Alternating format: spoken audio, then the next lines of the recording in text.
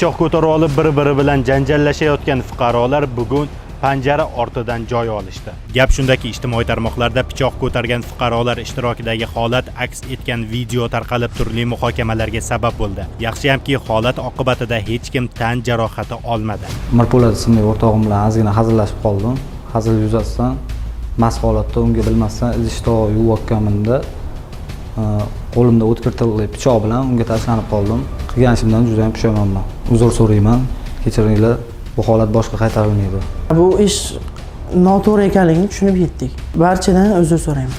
Mazkur holat yuzasidan Olmazor tumani Ichki ishlar organlari faoliyatini muvofiqlashtirish boshqarmasi tomonidan fuqarolarga nisbatan ma'muriy bayonnoma rasmiylashtirildi. To'plangan hujjatlar belgilangan tartibda ko'rib chiqish uchun jinoyat ishlari bo'yicha Olmazor tumani sudiga yuborildi.